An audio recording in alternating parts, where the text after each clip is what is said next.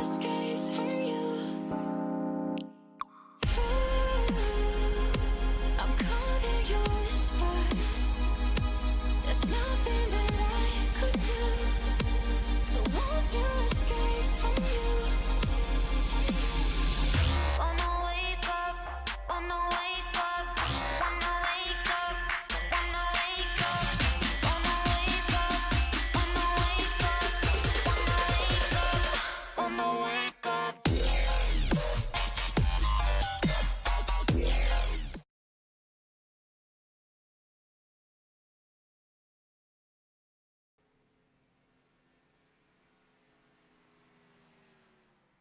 Welcome, everybody, to the Super Speedway King Series, sponsored by Over the Top Designs. We are here at Talladega Super Speedway tonight. These talented drivers are going to race 77 laps, and we'll see what is going to happen. I'm going to be your announcer, Atlee Atmanwees, and joining me tonight are two of the most experienced Super Speedway racers on the planet, Joe and Josh Hall. Joe Sifrite and Josh Hall. How you guys doing tonight? Well, man, yourself? I'm excited to see some Super Speedway racing tonight with the Super Speedway Kings. I was watching them in practice, saw a lot of 3 and 4 wide racing, so hopefully that's going to transfer over to tonight. Right, that is the cool thing about this league. These are some of the most experienced sim racers there is, and like you said, there can be 3, 4 wide racing here. Oh my gosh, we got a car flying into the air during practice, so I don't know. We got 1 minute and 20 seconds left in practice. It's been looking pretty good. Hopefully we see some good racing. For sure. A couple laps ago, they were, like I said, 3 wide for probably 4 or 5 laps. They were just running kind of a pre-race run. So, yeah, it looked real good, and hopefully we're going to see more of that tonight. Now, thank you to our race sponsor, Over the Top Designs. If you're in need of a top-notch custom paint scheme, check out Over the Top Designs on Facebook. And we do have an anonymous sponsor that is paying 20 iRacing credits to the winner each week, plus 100 iRacing credits to the champion. So this league would not be possible without those two sponsors. Again, Over the Top Designs and an anonymous donor.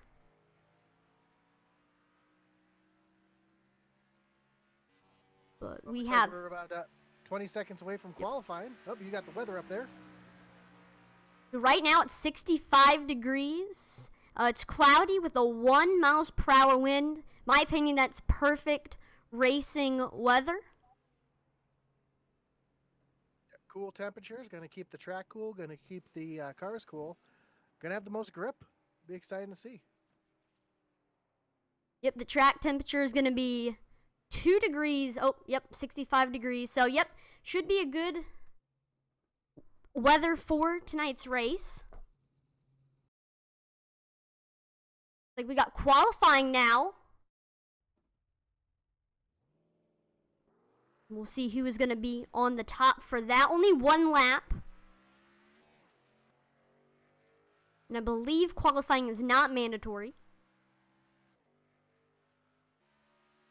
So some people may... Qualifying is not mandatory, but I think some guys are going to try to qualify up at the front, and some guys are going to try to lay back and save it for the race.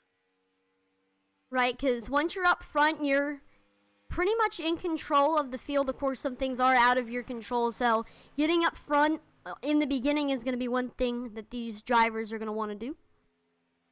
Yeah, and these guys are going to have 2 resets tonight, but they run 64% fuel, so that almost guarantees if we get a long green flag run, at least 1 green flag pit stop. And I know last week we saw some green flag pit stops. I'm sure we're going to see that again this week. All right, so that should be something to look forward to. Pit strategy is always one of the hardest things. Of course, you can get in that car and run laps and be fast out there, but when it comes time to pit, it can take a lot of brain power to know when's going to be the right time, what you're going to need to do. So I'm going to be excited to see what these drivers are and how they're going to handle pit strategy.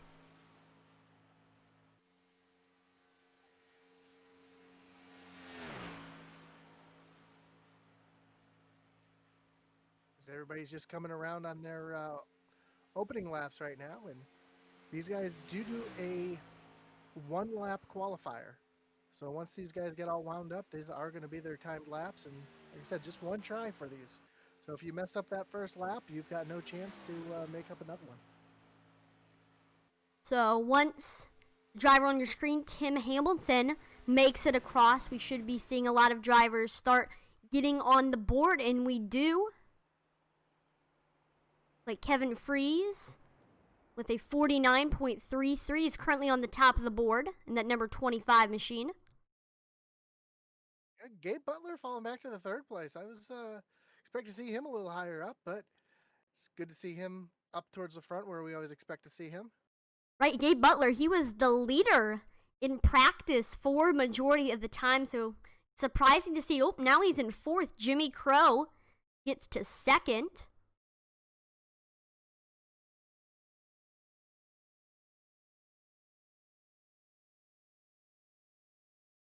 We still have quite a few cars on track. But I don't know, will anybody have anything for Kevin Freeze's 49.33? That's a pretty scorching lap for Talladega. Yeah, he was flying for sure. And these guys were in open sets. I know a lot of the other racing we do, other leagues we cover, there are a lot of fixed sets, but these guys do run open sets. It brings a little more challenge to the field because open sets means that you can find speed in other places. Everybody's not on equal playing grounds, and the cream of the crop will really race to the top. That is right. Right now we got a driver you may recognize. He is currently last right now in qualifying. That's Ian Martin. He said a 56.18. I think he might be sandbagging it a little bit. They only have one lap, so if that was his time, that is his time. That is he's right. going on the pit road right here, and he's going to call it a day. Yeah, Ian might have not have known that or just forgot. I'm not sure if he ran on that low line. This is Joe, by the way. I am here. A little technical difficulty to get that thing going here. You have Mitchell Wilkes on the track in that number 98. He comes across, runs through that apron, gets that car way down on the bottom, comes across the line. And he's going to move up to the 12th spot. All right, that's not bad. Be up there in the thick of things. Only 500ths off of Kevin Freeze's time. So these drivers are so close together. 20th is only 900ths off. So that's how you can tell that this is going to be a very close race. I do see the 26 car rolling, but with only 12 seconds left in qualifying, I don't think he's going to be able to turn a lap.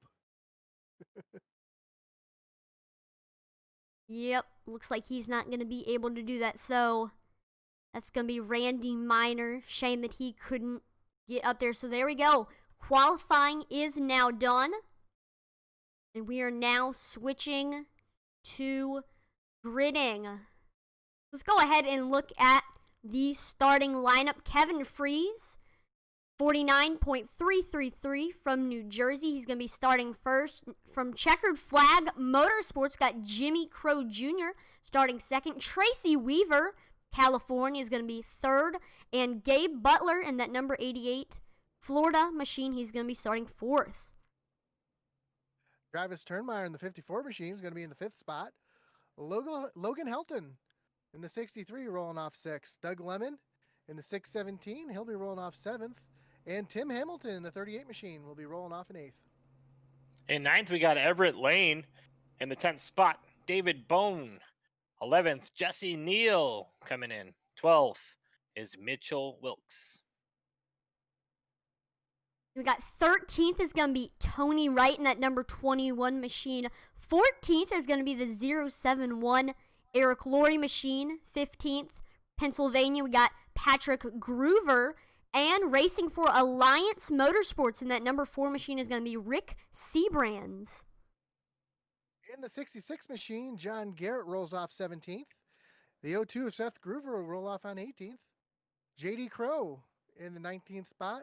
And Charles M. Johnson is going to roll out the end of row 10. And then Roger Buff's going to start in that 21st spot in that 89 machine. Number 29, Jay Hilliard in the 22nd spot. In the 23rd spot, Todd Siebels. And in the 24th spot, Noel Coers. Then we got starting 25th, Mark Billen. 26th from Ohio, we got Donald Kendrick. Got two Alliance Motorsports cars starting 27th and 28th. That's going to be Mark Mann and James Mayer. Ian Martin in the 31 machine is going to roll off on 29th. Then John Stakos in the 30th spot. Rob Malone rolling off in the 43 car. And then Donald Sandusky. I think I have those wrong. I apologize for that. My timing and scoring was a little different, so I apologize for that. So 30th is going to be John Stakos, and then Donald Sandusky, and then 32nd will be Michael Lovelace and Paul Witt in 33rd. I apologize for that. Yep, 34th is going to see Ernie Williams Jr., 35th, Darren Reeser, 36th, Thomas Holder, and 37th, Daniel Lewis. Then we have 38th is going to be Louis Loya, 39th, Brian Pierce. With Checkered Flag Motorsports, it's going to be that 03 of David Overstreet. And then I'll finish it off. Got Paul Fletcher, 41st. Randy Miner, 42nd. And someone who's going to have a tall task, make his way all the way up through the field. It's been done before. Watch out. We got Rob Malone in that 43, starting, ironically, in the 43rd position. I'm not worried about Rob starting in the back there. I've run with Rob for 10 years. I know he likes to start in the back and methodically work his way up to the front and stay out of trouble. So I'm sure that was a calculated move having him start way back there.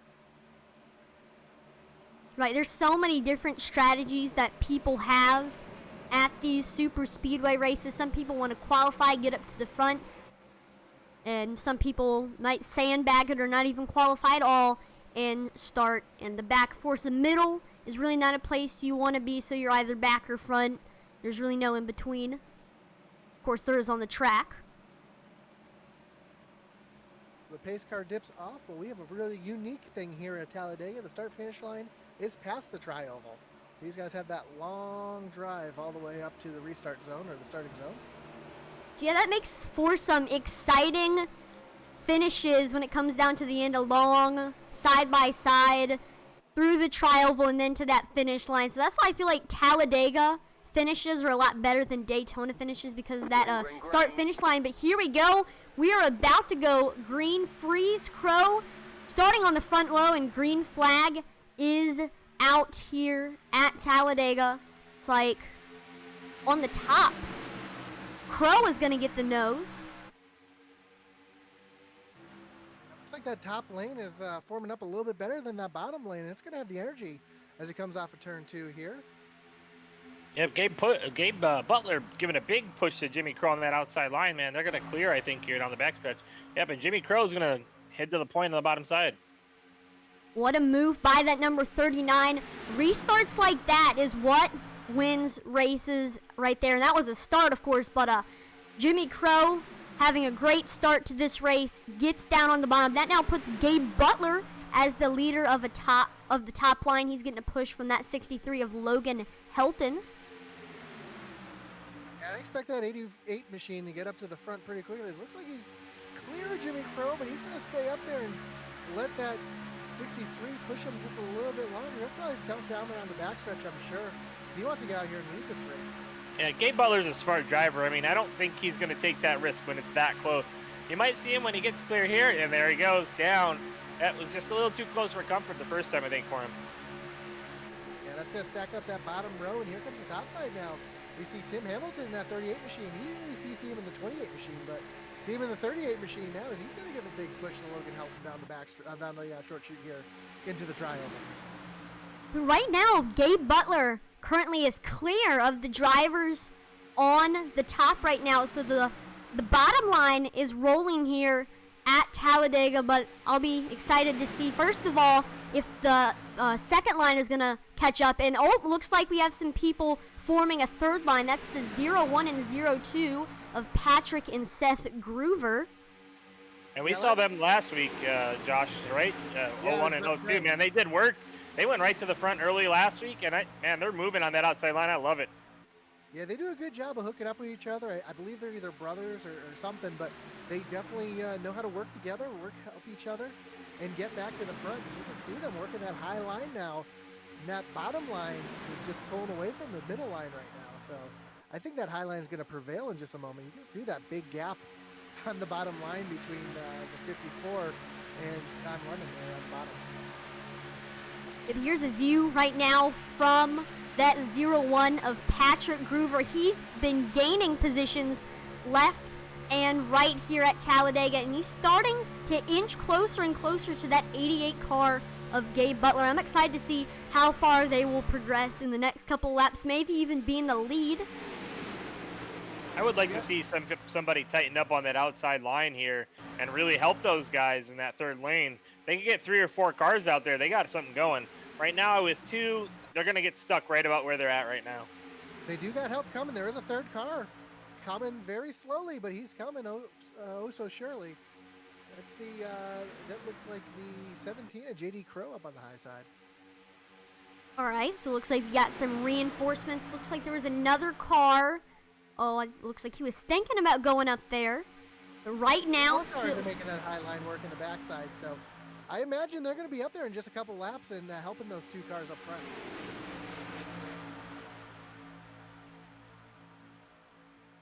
As you can see, that third lane is just starting to form up ever so slowly. They see those guys making some hay on the top side, and they're going to join in, and as they rocket off through turns 3 and 4 down the short chute. But right now, you're right, that top line is just kind of stalling out at the moment. I think they're just showing some patience too. The rest of the drivers, the guys on back, you know, we know Rob Malone ain't scared of that outside line. We know a lot of these guys, Tim Hamilton even, he'll jump up there eventually if he needs to. It's just patience. Lots of race here, 77 laps, 70 left still. So. No, not just are they showing patience right now, they're showing some prowess and some power. Being able to stay in that third lane, just 2 cars, and they're able to keep the complete pack with them. I mean, that really shows how well those 2 cars are hooked up right now. Being able to keep the same speed, just 2 cars, as opposed to the rest of the pack. Right, it's so awesome to see just 2 drivers go up there, group together, and put on a show. But as you saw when we were doing the gridding, we do have a lot of teams in this race, so we should see a lot of drivers start trying to make their way up to the field, maybe try to find some of their teammates. But looks like we're having a resurgence in that middle line. The 63 of Logan Helton is starting to catch back up to Gabe Butler. Yeah, Tim Hamilton's a great pusher, so being able to push Logan, I expect him to really start leaning on him in just a lap or 2. I know he likes to manage his temperatures and keep the car cool. As you see, a lot of wiggling right there from Tim Hamilton to go side to side as they come down the backstretch. So that's not going to help him any, and that allows that high side, now that 01 and 02 are resurging again, and they're coming back to the top. Well, they got 4 cars coming to help right now. It's about to get busy up at the front with that outside line. That's 10 laps in or 7 laps in, and it's business starting to pick up 3 wide, 6 rows there. That's a line that me and Joe like to run, being way up on that high side like that. So we know exactly what those guys are trying to do, and now that they've got that help, they've got 6, 7 cars now on that high side. Maybe they can make something work here. Yep, there's so many cars joining up there on that high side. They're right now side by side with that 63 of Logan Helton. It's going to be a matter of time before they're side by side contending for the lead with Gabe Butler. They're there right now. Yeah, and Gabe's a smart driver. I know he's looking in his mirror right now. I don't think he's going to jump up there and try and take their energy away. But now he's got a great push down there from the 39 of Jimmy Crow, who's going to push him back out to the front by quite a bit. Right, I know that he wants Gabe out front because that means he's still going to be out front. And that top line isn't going to be successful if there's a good push on the bottom. So that's what Jimmy wants right now. At 60, I'm listening to the in-car radio. That 63 is asking Tim, "Hey man, can you give me a push here?" Tim's like, "I'm doing all I can to get to your bumper right now, bud."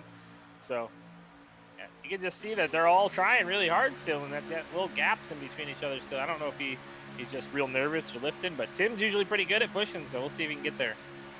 surprised that 25 car hasn't jumped up to the middle and tried to pull that lane through and try to gain his position now. As you see that third line really starting to fall back right now.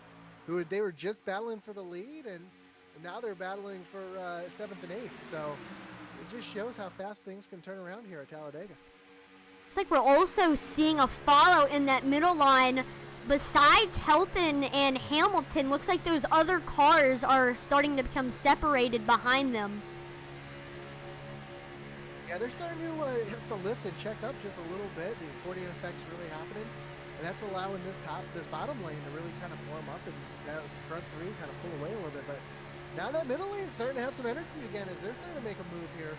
That 63 is now to the outside of 25, so we're seeing that middle lane have a little resurgence. And it's just bare knuckle, man, like white knuckle driving. If you're in that middle lane, it's nerve wracking. You got guys behind you, got guys in front, you got guys on each side of you. So you're really nervous to make any false or bad move. And so if you're Tim Hamilton, you're trying to give a push, and looks like here he goes. He's going to clear finally that top lane to feel a little more comfortable there. Right. Logan Helton with a great run here, trying to take the lead away from Gabe Butler.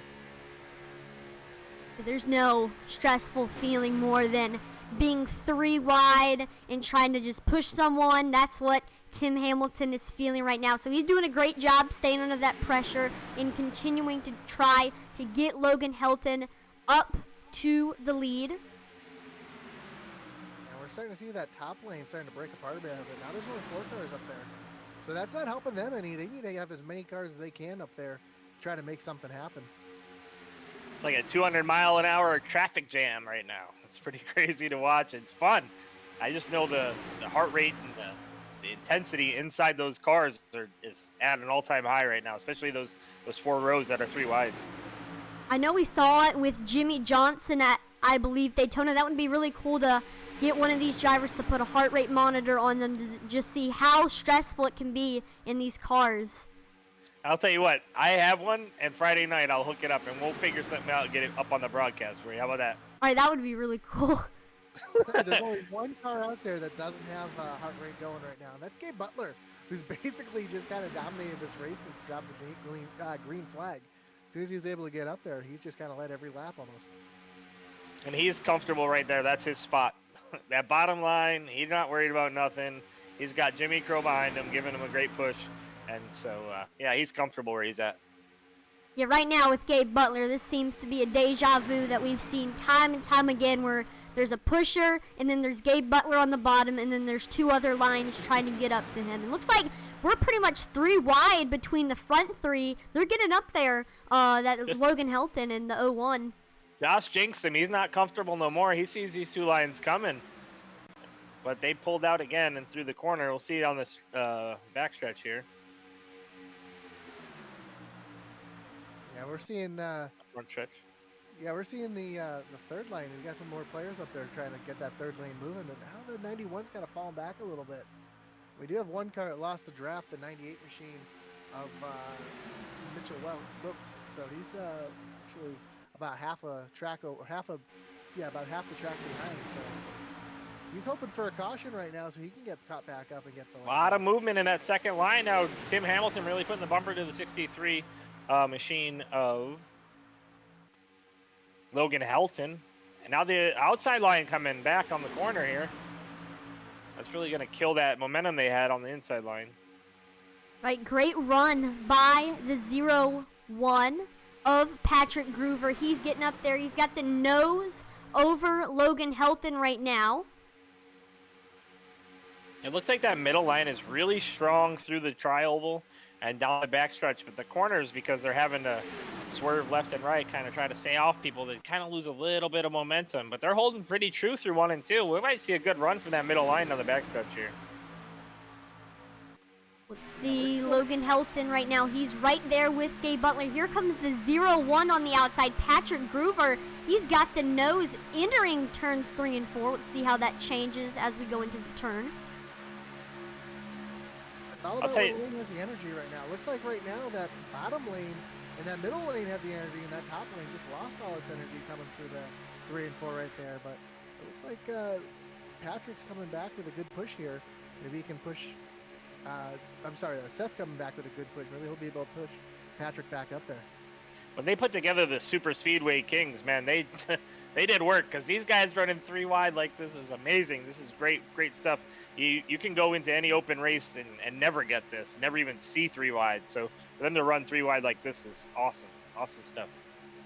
Right, it's so crazy to see this amazing racing, this clean racing, despite being 3 wide. It's just so unbelievable. And it's true, these drivers are the kings of super speedway racing.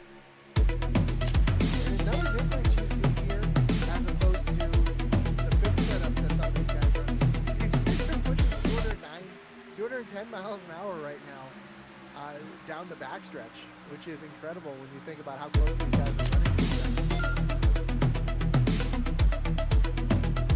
Yeah, Patrick Gruber that time by was 280 miles an hour going into turn 1. We would like to thank Scott Gibson for following us on Facebook. We really appreciate it. Thank you. Yeah, we're speaking of Facebook and followers, that man, we're over 400 finally. Woo! We hit 405 tonight. Yep, we're getting more and more people. Looks like Our goal is 500 now. I moved it up. Oh, Jimmy Crow, they're pit road. We got pit takers. Green flag pit stops are in motion.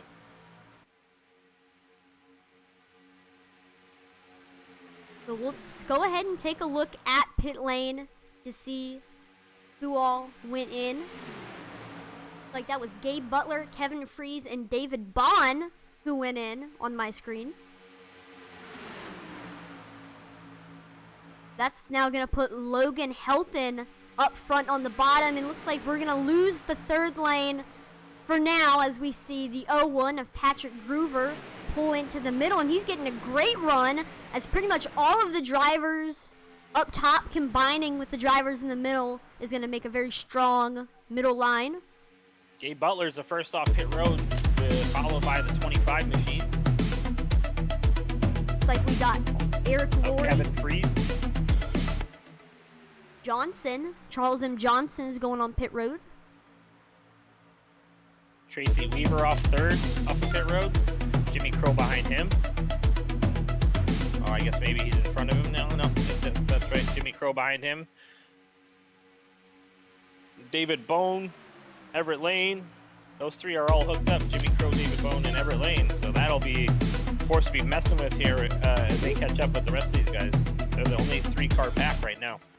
And up at the front, Patrick Groover and Seth Groover have now taken the lead away from Logan Helton. Looks like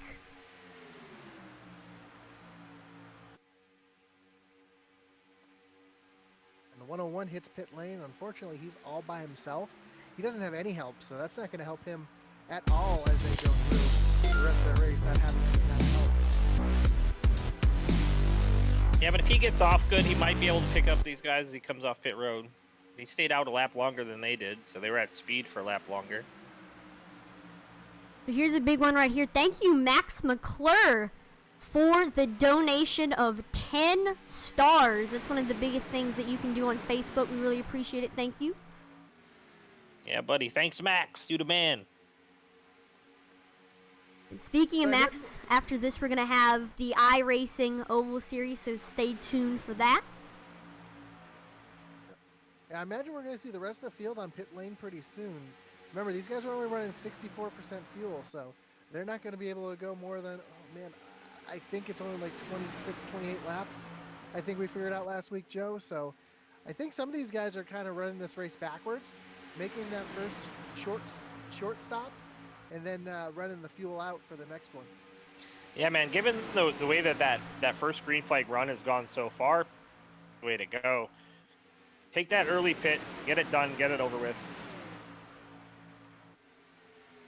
Don't take any chances. We used to do that a lot when we ran the F&D and all the super speedway races, making sure that here comes the rest of the field on the pit road right now, or at least half of it. Not all of them, but a lot of them. See if they get in clean. Saw some burning up tires down there, that's for sure. That's I'm gonna spit off these names: Seth Groover, Patrick Groover, Tony Wright, Jay Hilliard, Tim Hamilton, Ernie Williams Jr., Ian Martin, John Garrett, Paul Witt, Louis Loya, Darren M. Reiser, Jay Hilliard, Tony Wright, Patrick Groover, Tim Hamilton. All these drivers entered pit road. James Myers now our new leader Yeah, that's a name that we haven't said all day. with our 4-number machine of Rick Seabrands and JD Crow right behind him. Taylor's up 27 positions is now.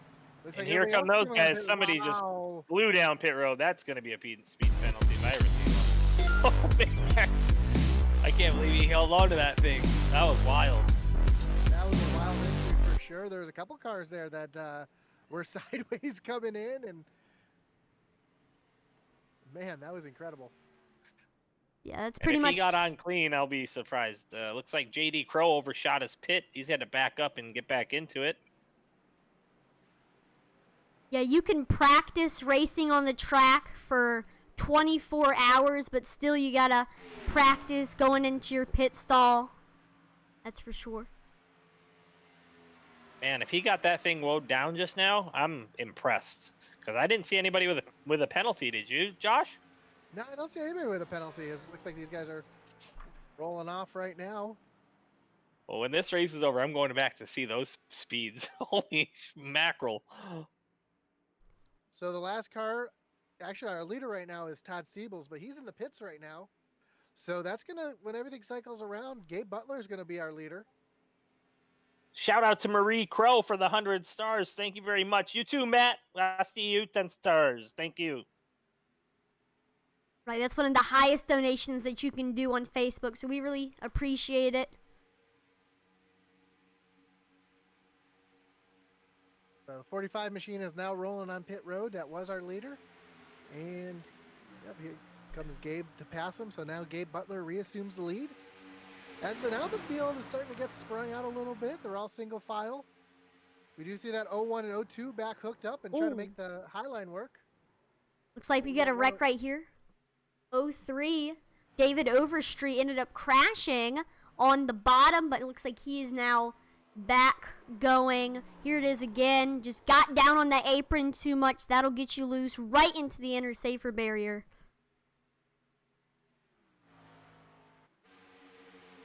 But no caution, so that really hurts him. Back at the front, the 02 and the 01 back hooked up, trying to make that top side work. The entire field right now is pretty much single file this first pack, except for those two cars trying to make that high side work. Let's look and see if anybody's going to try to join them up there. Oh, there goes a car up there. That's Everett Lane. Chrome 24, he likes to, when he sees that high side run, he'll jump right up in front of you. He does that all the time. I'm used to that, but that's his style. That's what he does, and that's a smart move trying to get up there, but it looks like the 01 isn't having it. He's trying to take him 3 wide now. But Not that sure what didn't. happened with Tim Hamilton. He's out there running by himself, about to go a lap down. Just might have been pit strategy the time that he went in. But I feel like he went in with everybody else when they came in, so maybe missed the stall or something like that. I just actually looked at it. So when he came off of pit road, he was right on the back bumper of the 34 of Darren Resner, and he just got loose and almost lost it when he was shifting gears. So it made him check up, and I think he actually had a penalty too, because it looks like he went high and over the line before the commitment cone. Gotcha. So that's why he's about to go a lap down here. So right now, for the best time on It the actually might already be a lap down, right, Josh? Yeah, he actually did have to go in and serve a stop and go penalty.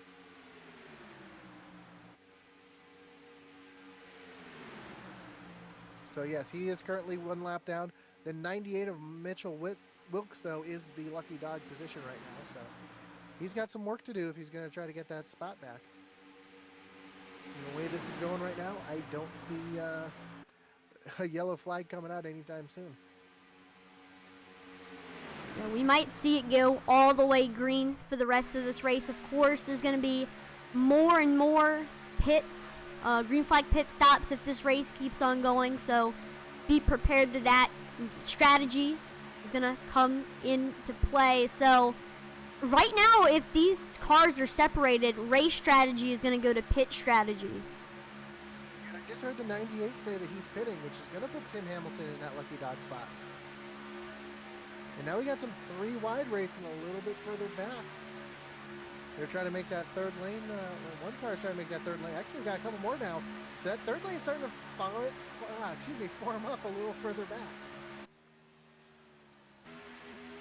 No, I have not been drinking. Man, We still got the 01 and 02 creeping on that high side. That's Patrick Groover and Seth Groover. Still up there with them is Everett Lane and Logan Helton, and there's some more as well coming. Yeah, the 91, the 19, and the 15 are all coming. That's the 91 of Ernie Williams, Donald Sadusky, and Noel Knowers. So it's 3 strong, stout cars there going up to help as well. So you can see now they're challenging, the 01 is challenging Gabe Butler for the lead.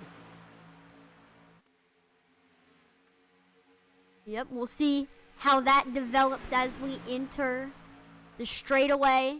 They can get a good enough push. I think they might be able. Nope, I don't think they're going to be, but they're still having a good run. They're catching up to that 30 car, which is going to be a lap car. I know that they're probably just going to go high. They're going to go around them, and it won't be a problem. You know, this racing next week is going to be a completely different dynamic. We got a new build coming out tomorrow, and one thing that they're modeling is the air between the car and the wall. So that's going to change the way these cars drive in that third line or that high side when they're right up against the wall. So it'll be exciting to see what changes these guys have to make in their driving style, especially like right now as they're lapping the 33 car, what the air would do to that 33. I'm sure it's going to upset the car a little bit more too and make things a little more challenging. But there's going to be so many things that's going to add tomorrow. I'm excited for a lot of these new updates. It's going to improve the racing. It might be making it a little bit harder for some drivers to get useful, but over time, all the things that iRacing does definitely improves the game. And I like the idea of the new competitive setups too for the fixed racing. So that'll be a little more fun for these guys instead of having to run like, for instance, Ian Martins right now is running the fixed setup against all these guys, and you can see it's not really helping him out too much, but having a nice competitive setup would make a big difference and maybe be able to keep up with these guys. Setup makes a big difference at these super speedways. yeah, you did say they were coming out with competitive setups. Is that what you guys were just talking about? I'm sorry, I missed it. Yeah. So they have actually the DWC drivers are making some setups. As now, the 01 of Patrick Groover is back to the outside of Gabe Butler with a great run here. Looks like he might be able to make something happen here as they come through turns 3 and 4. They are catching the lap car of Ian Martin right now too, so it's going to make things challenging.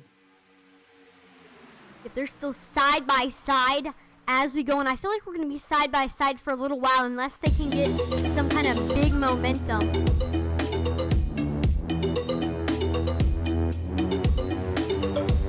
And speaking of big, oh my gosh, we got a wreck. Big wreck.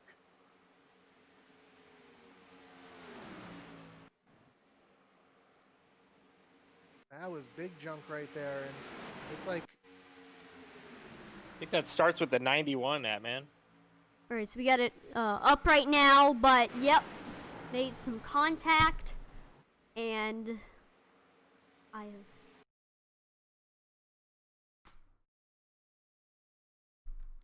So here is the wreck right here. Looks like just might have gotten, so the 63 is going to go down below Everett Lane. Just watch those cars right there. 19 there, 91. Like you said, the 91 is what started it. He goes high along with the 19, 15 going up high.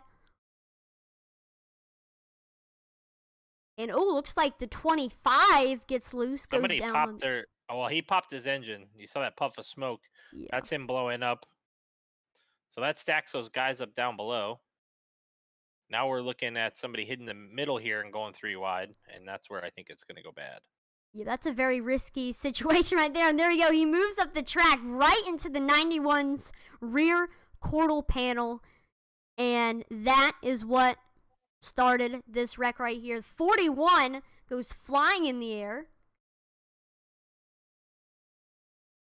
66 hard into the wall, but disappointing wreck right there. But I mean, it's super speedway racing. It happens. It's in super speedway racing's genes. And that's really gonna shake this thing up. That took out some really good cars. Man, tough break for some of those guys for sure. A lot of guys on pit road. Right, I feel like in a couple more laps, it was gonna be. We might have started seeing some green flag pit stops. So right now, that's why we're seeing a lot of drivers going down there. Yep, all the leaders are hitting pit road. The Groover brothers, Logan Hamilton or Helton, Everett Lane, Donald Sandusky, Jimmy Crow, all of them. They're all there. And Kevin Joe, Freeze was given an EOL penalty to himself at some point. Yep, and you know as well as I do, that's just a helpless feeling, being in the middle of the pack like that, and all of a sudden just wreck in front of you, and you've got nowhere to go. Yeah, you just get caught up. You know, is there nothing you can do about it? It happens so fast, almost nothing you can do. I ran a little practice race last night for Ian's new format, and man, it's the same thing. Just trying to get to the line there at the end of the race and get taken out. That's all good though. It happens. Super Speedway racing. That's why we love it, because it can either happen or it can't, and we're on the edge of our seats till it does or doesn't. Right. And Matt, I did see your comment. I did turn up my microphone, so I hope I'm a little bit easier to hear now. So I do appreciate the shout out there and getting that fixed. Right, so far we're seeing a lot of feedback on YouTube, Twitch, and Facebook, so continue to give us some of that feedback. We love to hear from our viewers. Matt Knight's feedback. I love it. You should have used the old lift and pucker method. I agree. A little bit of lift, a little bit of pucker, you'd have been fine, right? No, even if you lift and pucker, you might still get caught up in that thing, and that's what Josh and I were talking about. It's really tough to stay out of that stuff. I believe we call that pucker factor Zulu right there.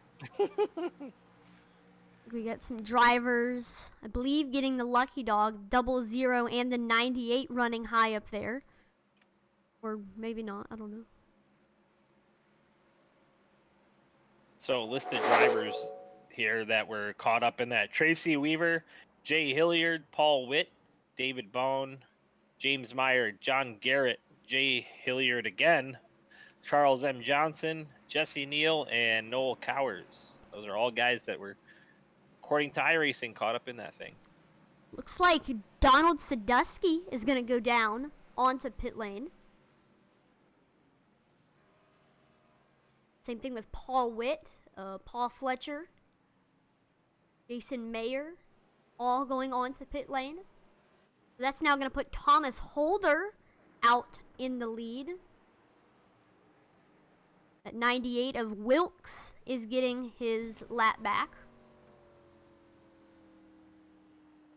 So I think you saw Sadusky go down there because he's looking at the fuel strategy for the rest of this race,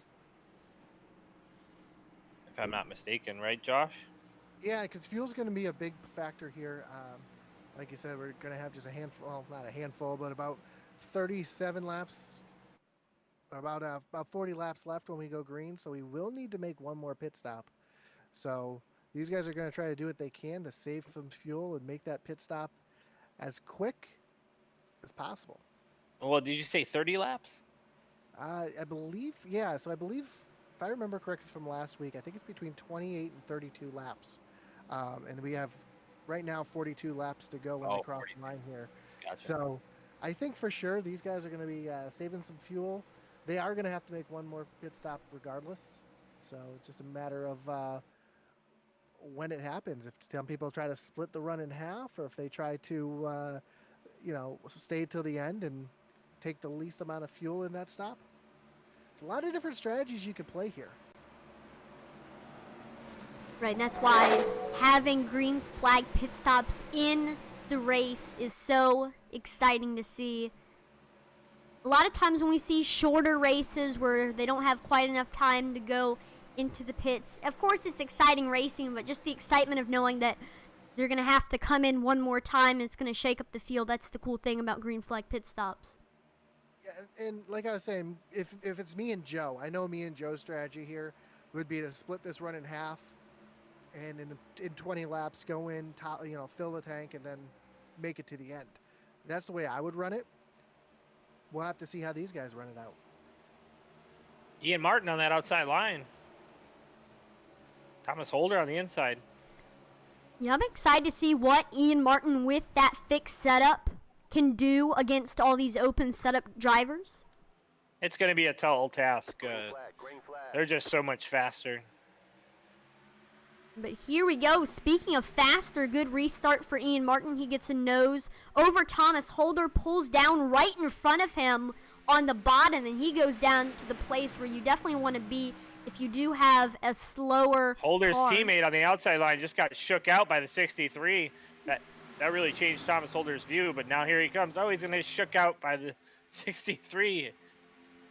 And we are side by side for the lead now. We're 3 wide as the 63 goes to the high side. Logan Helton thought he had a run there, and he did, man. Fortunately, had no help to help him out there either, because he's now going to shuffle all the way to the back. I think he's going to lose all that track position, probably end up somewhere around 16, 17, 18, if not further. But Ian Martin is going to lead that lap.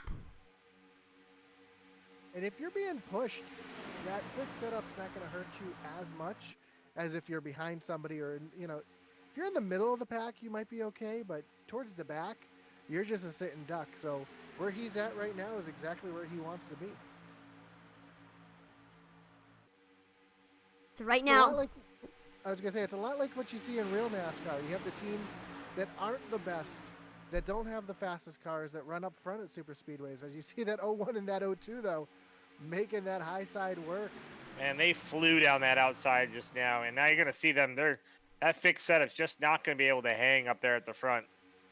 yep, I've been loving to see the teamwork that the 01 and the 02 have been doing. But, they're going to stay high right now. Holder is going to go to the bottom, but continuing to run the high line, although they are clear, is the 01 and 02. And they know they got the speed on that outside line. Something with their setup likes that upper area. It also keeps them out of trouble, and they can dictate whether or not they're getting in trouble, unless somebody gets turned below them. But, they split up. Now they're going to cover both lanes. Interesting. Two different teams, two different lines. 01 back to the top now. That gave a great pull on the 0098 of Ian Martin. If he can tuck up behind the 0, might have something for him. Yeah, and it also checks up that high line quite a bit. You saw the accordion effect as the 57 had to back out of it. Ian Lane almost got into Everett Lane almost got into the back of Brian Pearson, got him real loose. So that whole top line had to check up. But now those 01 and 02 back to the front. You can really see that 57, the teammate of the 00, hanging off the back of the 0102. Don't want to help them any more than they already are. He's trying to get his teammate on that bottom line to get moving, but Talk a lot about Facebook, but I would like to say thank you to Zach Wetstein for subscribing to us on YouTube. Appreciate it. And Joe, you know it just as much as I do. There's been times where we've had setups that work really, really good on the top and don't work on the bottom, and vice versa, work really, really good on the bottom, not so much on the top. You can have a setup that's really good at pushing, but isn't a very good leader, and vice versa. So having an open setup, you've got a plethora of different setups out here. Now we got the 33 and the 91 on the third lane. They're a little ways back right now, but I'm watching them, and they're making a move. They're flying right now. Yep, still the 01 and the 02 are going to stay high. Looks like also the 57 might be clear of the 00. So if the 01... he was for a little bit there, and I thought he was going to jump down, but he didn't.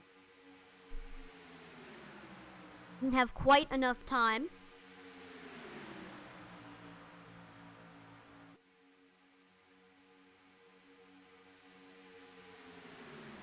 Also on YouTube, Dean Wilkinson subscribed. But oh my gosh, we are 3 wide right now as on that high side. Here comes Logan Helton in that 63. Eric Laurie coming into the picture in that 071 car John Deere ride. Right, we haven't mentioned his name all day, so it's cool to see him starting to come up front. I think now is going to be the time we're going to start mentioning maybe a few drivers that we haven't really talked about all day. Man, the strength of that 01 and 02 on that middle line is amazing. I don't know if it's because of the fix set or what on the bottom line, Josh, but I in recent memory don't remember guys being able to do that. No, I don't either. So it's incredible seeing things like that right now. And everybody's just following behind them too, which is even crazier. Like the 57 and the 24 are not jumping down in front of 00 to help. They're just gonna. Oh, there goes. Just as I say it, 24 jumps down. So right now I have the pit stop strategy up right now. We had a lot of these drivers had a 33 lap stint. I know Ernie Williams has not gone into the pits this entire race, pretty much. Yeah, and definitely a fixed setup issue. Look at them now on the inside line, drive away from Ian. Yeah, he's just a sitting duck there, and he's about to become a rolling chicane, I think, for some of these cars right now. As we're back to 3 wide, they're coming up on a lap car while they're 3 wide. This could be trouble. It's Talladega. Oh, it's Talladega. It's Talladega. You can go 5 wide. It'll be all right. That's 63 and 25 with a huge run now on the outside. Everett Lane to the point. Everett Lane to the point, but the 63 and the 25 now making some moves on that high line as they're coming up beside the 01 and 02. And we'll see if anybody else goes up there to join them. Maybe the 57, Eric Laurie might see one of them go up there. I think if Eric Laurie can get up there and get some help, I know he's got the 91 right behind him right now. He might be able to make a move and get up on that high side. I know he likes running up on that high side as well. So. Yeah, I'm surprised that we haven't seen him move up there right now.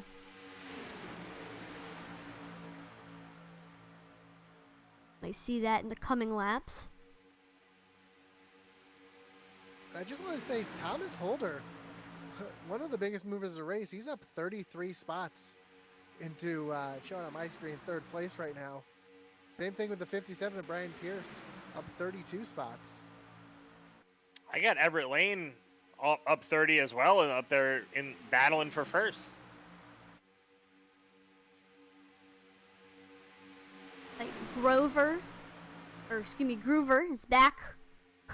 Oh, he did have a nose over that 24 of Everett Lane. They're not having quite as much of the dominance that they had earlier ever since Everett went down to the bottom. Yeah, like I was saying before, man, I think that's just that fixed setup's just like a, I don't know if you want to call it like a sail or what, but it's tough to push. It's tough to get some speed out of that car when you don't have 2 cars that are hooked up doing 209 together and 1 car that's doing 180. It's a different ball game, right?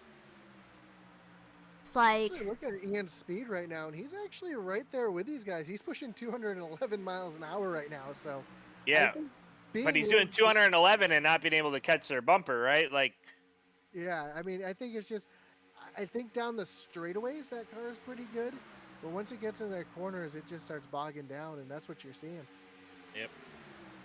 right, there's so much of a gap between Thomas Holder's bumper and the front end of that 00 of Thomas Holder.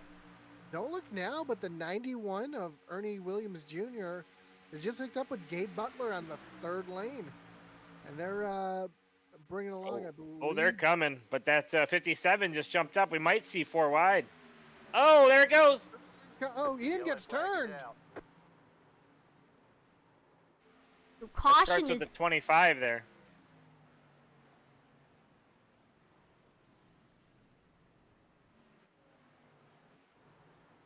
we'll try to find that wreck. Here's the wreck right here. So yep, there we go. The 25 starts it right there, gets into the 23. Well, I think it might have been the Loveless actually came down to 57.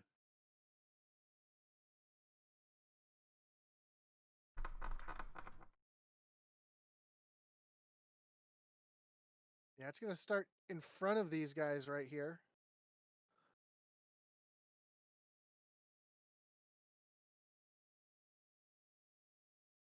I believe it starts with Ian Martin getting turned up in front of the entire field. All right.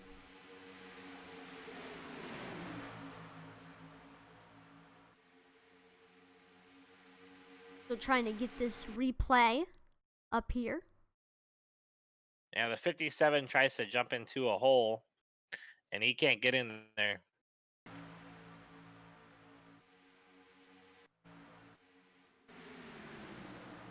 Yep, there we go. Right there. Couldn't exactly see what happens, but a lot of drivers getting involved in the caution number 2 of the night. 34 spins around. Here's one more look at the wreck.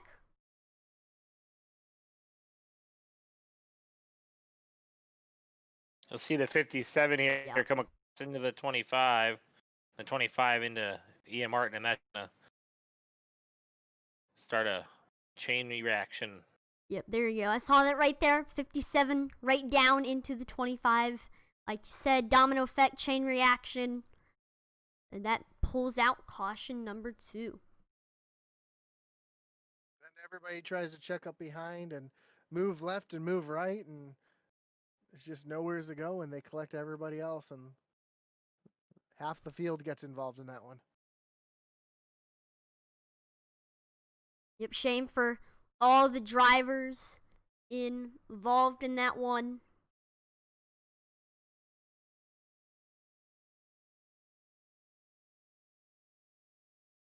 But I assume there's going to be a few drivers going down on the pit road right now. I'd say pretty much the entire field would pretty much be thinking about going down pit road right now. Top off that fuel and Yeah, like you said, that entire field going down onto pit road. David Overstreet, David Bond, Donald Sadusky. Todd Seibles, Tony Wright, Michael Loveless, John Garrett, Tim Hamilton, David Overstreet. it looks like a lot of people are taking, a couple people are taking fuel only. Some people are taking tires. But tires don't matter as much here at Talladega as they would at other tracks. Ooh. It's like we had a little wreck during pacing. Some drivers got into each other. Yeah, look, the 12 had so much momentum. He ran right into the back of the 04. I've done that myself. Somebody found their Argo brakes tonight. Here it is, one more. Boom, right there.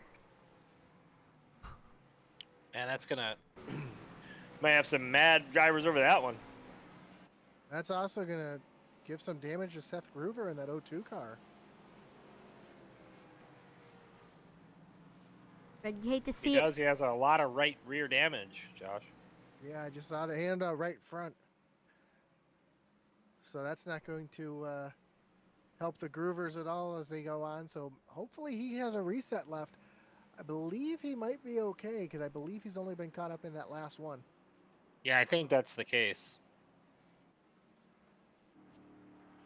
Yeah, there's a lot of right side damage on that machine.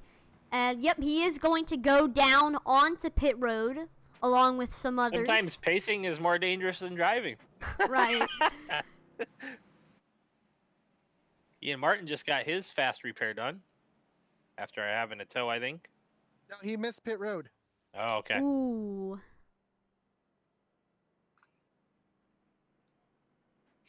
And the O2 did get his fast repair. He's rolling. Right, And yep. he did say that that was his last one. So he's got to be a little bit more conservative now, considering that. It's just a tough thing when it's not even your doing.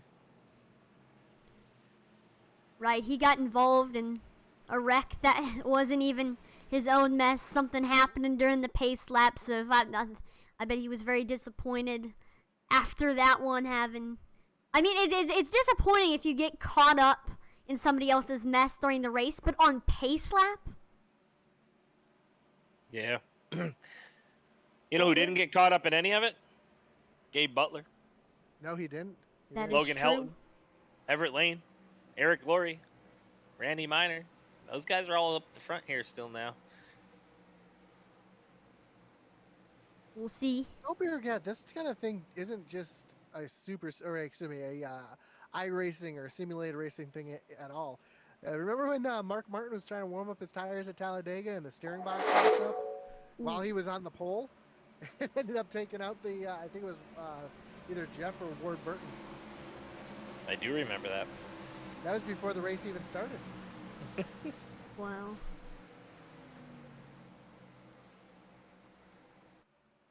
Like you said, I mean, accidents like that do happen under pace lap. If you're trying to catch back up to the field and you don't start downshifting or braking, it's too late. You're right into the back bumper of somebody.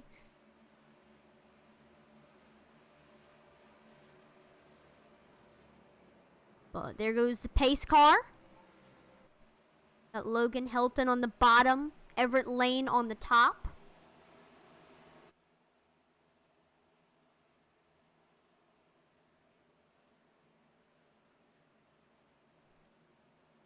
Down this long tri-oval to the restart zone.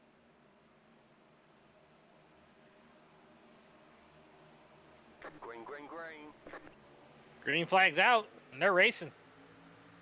There we go. 51 of 77 have been completed so far tonight. And there we go. We are green. Everett Lane has the nose over the 63 as we enter 1 and 2. But as we enter the front straightaway, here goes the 63 on the bottom getting a good run. It looks like that high side is starting to prevail a little bit better than that bottom lane right now. It looks like Everett Lane's going to take the lead. He's going to clear. And I believe he's going to bring Gabe Butler right along with him. That is the case right here. Everett Lane, Gabe Butler go down, clear Helton. And so that's now going to put the 29 machine of Jay Hilliard as the leader on the high side. But he's getting left in the dust by the bottom. What an in-sync pass, man. Those guys moved down together like they were one vehicle. It's awesome. That's what good communication will do for you. As Gabe was letting him know as soon as he was clear, hey, I got to get down. Gabe, you see peeking out there. He's getting a little air to that radiator, keeping that car cooled off. Right, after being behind somebody for a long time, it can definitely hurt that car. So you might see some drivers start peeking up there. Like you said, getting the radiator cool. And Gabe being on that inside line, he kind of relax here. He doesn't have to push the limits of what he's doing. There's no pressure from the outside right now, no pressure from behind. So he can kind of, give a little shove, and then you'll see him kind of let that gap go, as you see it there, little gap. Caution, looks like. Oh, nope, that's just... Caution. No, but we do have a couple cars serving some penalties on pit road right now. Mm-hmm. Like the 31, the 38, 39, the 00, all on pit road, serving some penalties. That top line's starting to make some moves now. They got those penalties for passing underneath on the green flag there. And I think a car was a little slow, and they all jumped inside of him and passed him, and they got black flag. So you cannot pass below the other cars on the green flag. Right, that's... I think Ian Martin's was for passing or pitting on a closed pit load. So. Hey, Scott Gibson. Great stream, but great viewer. Thanks for the shout out. Appreciate you.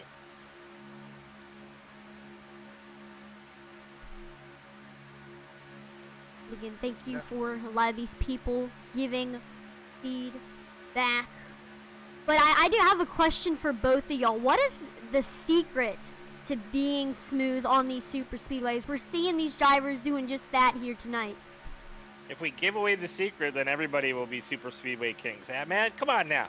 That is true. That is true. No, it's just patience, man. Really knowing how to control your throttle and not oversteering. You know. I think that's the biggest key is the wheel. You see a lot of these guys sawing on, in some of the other divisions, other series we have, they're sawing on the wheel. As opposed to, you look at some of these guys, if you were to go on board with any of these cars, you would see their wheel is completely smooth. They're really not jerking the wheel. They're almost not turning the wheel at all through the corners. That makes a big difference. And I also think it has a lot to do with the number of laps these guys have turned at places like this. Some of these guys just jump into a super speedway race and think, I can go push somebody. It's not that easy. And Atlee, you raced the other night with Ian's guys. You know it's not that easy. Yes, it is not that easy. That is for sure.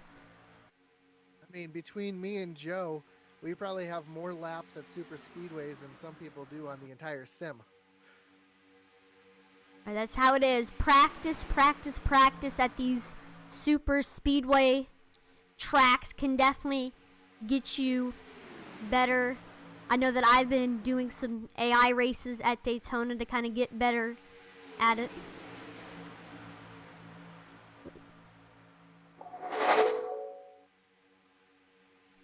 Right now, we see that those top four cars really not having any pressure from the outside. The 29 of Jay Hillard and the 101 of Don Kendrick just aren't able to make anything happen on that high side. I know they just got joined by, looks like the 83 and the 66. And now they got another line forming up too. So we're about to have two distinct lines forming up here to try and make something happen. Right. And Rob Yost says, great stream. Can't wait to run with you guys on Friday. Trying to bring a truckload of viewers. Man, we welcome all the viewers you can send our way. And then Scott Gibson says, don't white knuckle it. LOL. Yeah, It's hard not to white knuckle it, though. You don't want to squeeze the wheel, that's for sure. Agreed. But as they come through turns 3 and 4 this time and onto the tri-oval, we're going to have just 20 Green laps flag to pit go. stop. Gabe Butler. Gabe Butler, Eric Laurie.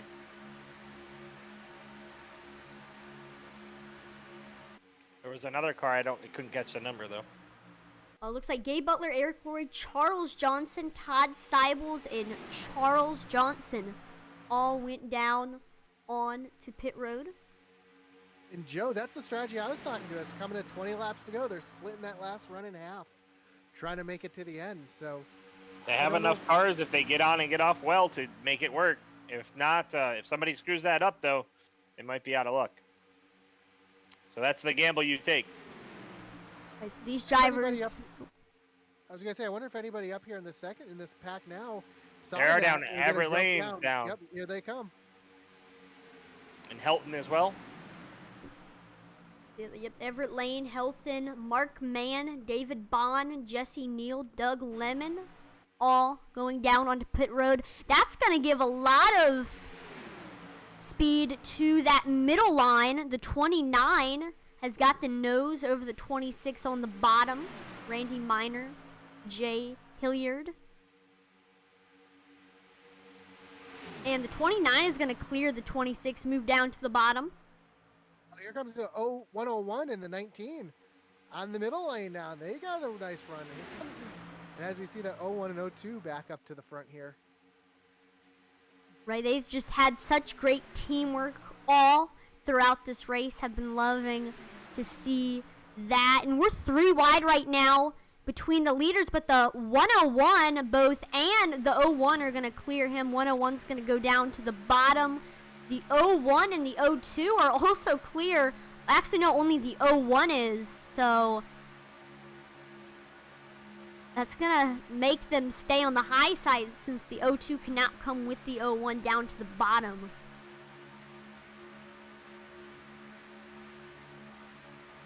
And that 101 now is doing a little side draft there. Pulling that 02 backwards is going to get that bottom lane the energy as they come through 3 and 4. So I was about to say that the guys that pitted are in a better place than the guys running in the pack because they're running 3 wide. But these guys up here are already 2 wide as well. So Gabe Butler and them are 2 wide for 15th and 16th. They're about, I don't know, a straightaway. They're about a straightaway behind these leaders. As the leaders are starting to catch up to them, I'm wondering when drivers like the 01 and the 101 are going to go. But looks like the 01 is now clear of the 101. He can't quite get the 02 cleared though, so that he can't move down because he wants to stick right with the 02. Yeah, that's right. The 24 is leading that second pack here, but we have some stragglers in between the front pack and the last of the pit stop guys. So you got a couple stragglers that might pull that back pack to them, but it looks like the 01 and 02 might be looking to get to pit road here pretty soon. Yeah, they just moved down. They just cleared the 101, so I don't know if they're ready to pit or if they're just going to try to run some laps here. Right, we knew they had speed. They just couldn't get the 02. The 01 kept getting clear, but then 02 just couldn't quite do it. So we do hear the drivers now talking about when they're going to go. These leaders now, so they're trying to figure things out if they want to go now or if they want to wait until like yellow might come out. And they don't. I really, I don't understand why the guys are running too wide that are about to be lapped. I mean, they're not going to be lapped. They're keeping that space, but they could really make up some major ground if they single filed up and ran a decent lap.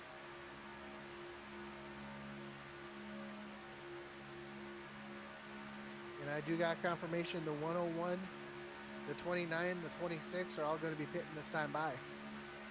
All right, so that changes it. definitely, but like the 01 and the 02 are gonna stay out and continue to lead this race. I think they're trying to milk all the fuel they can. Nope, Oh no, there they go. They go down too. They're listening. Ooh, 02 slides through the grass. He's spinning. Ooh, that is good. Yep, he avoids the others. Oh, he spins right in front and barely misses the 101. And that's now going to put Donald Sadusky in that 19 car in the lead right now. And I don't know if he's going to have a penalty there for unsafe pit entrance. So we'll have to see if he doesn't leave pit road here, if he has stuck on pit lane for a penalty. I think he was speeding. Andy locked him up. Andy spun. So Ooh. I don't know. He's down and away, so it looks Man, like he's all he got right. it woed down. He got it woed down, I guess. No, I take that back. He's still on pit road.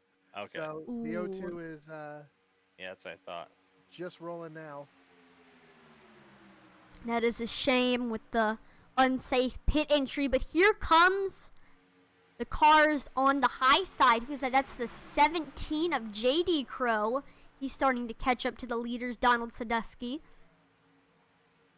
And all those guys that just pitted are now part of that big The pack. yellow flag is Oh, out. the yellow is out. Caution. Ooh. Eric Laurie around in turn 4. Eric The Laurie. 071.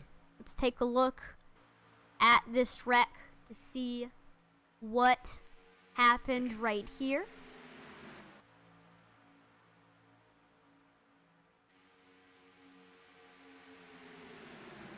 As we're trying, there he is right there, Eric Laurie. And here's a look at this wreck right here. He is currently side-by-side racing.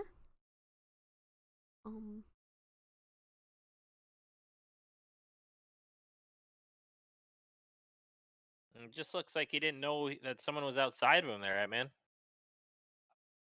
All right, here we go. We've caught up to when it happened here. Yep, that yellow car looks to be coming outside of him. Yeah, that's that 45 machine.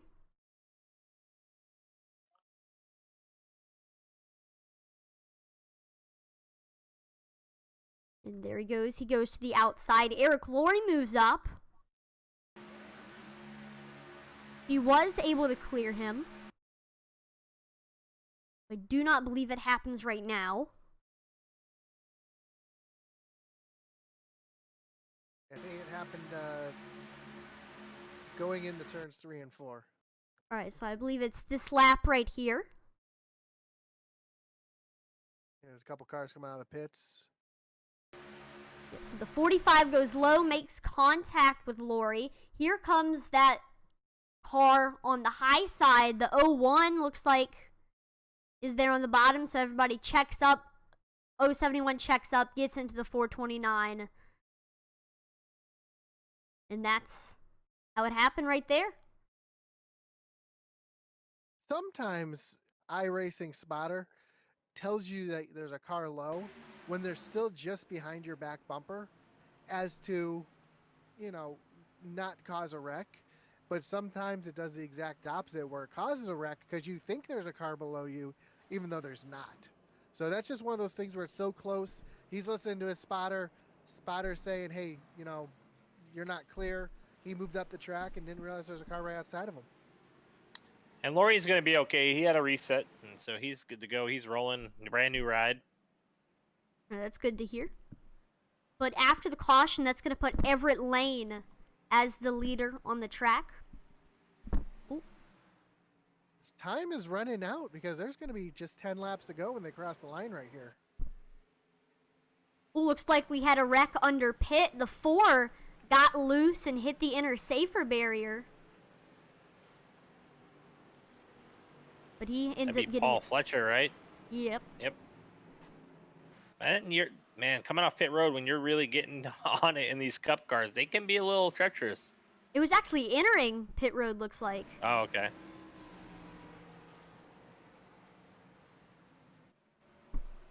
Man, and then he towed. Might have been downshifting. Could have been the problem right there. Downshift. And everybody watching, don't forget, we got another race coming up after this. And guess what? Another super speedway. Ooh, a double super speedway race for tonight. That should be pretty exciting. So just stay here with us. It's going to be the iRacing Oval Series. It's the first race of the playoffs. And he definitely downshifted. The 4 car did. Is that what happened? He downshifted? Yeah, you could hear it go high on RPM. So yeah, we're gonna have the first round of the iOS playoffs from Talladega. It's gonna be awesome. Double super speedway, double Talladega. I mean, if I watched the double super speedway race every day, that'd be a lot of racing action that you'd get to watch. But it looks like the lights on the pace car are off here at Talladega.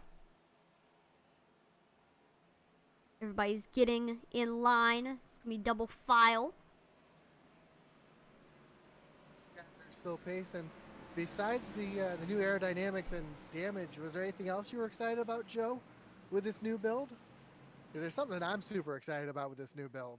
Well, I know you're excited about your 3D modeling.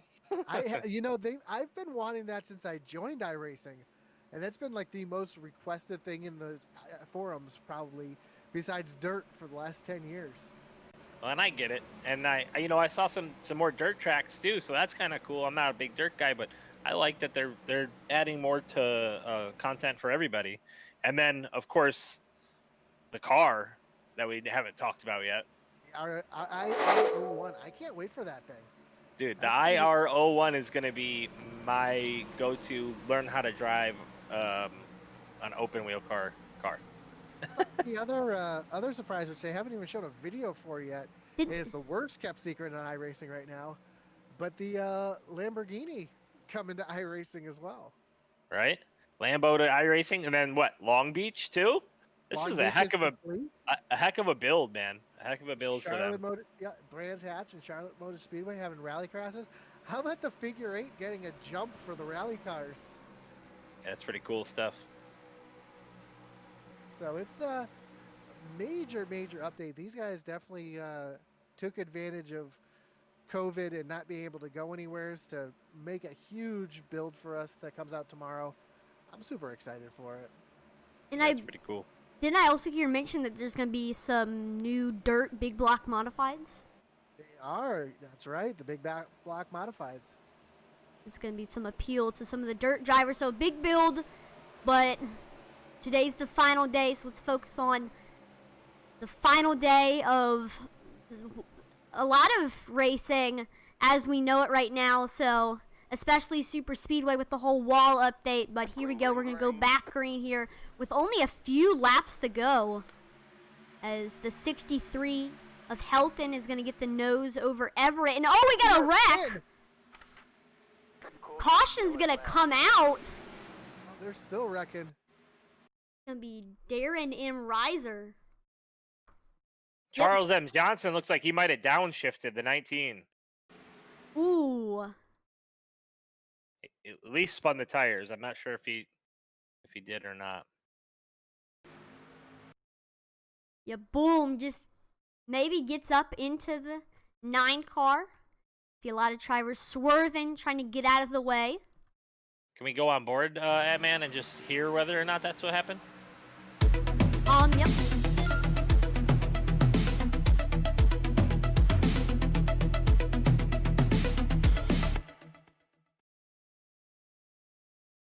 Bear. Yep, here it is right here. So, currently on board with that 19 of Donald Sadusky.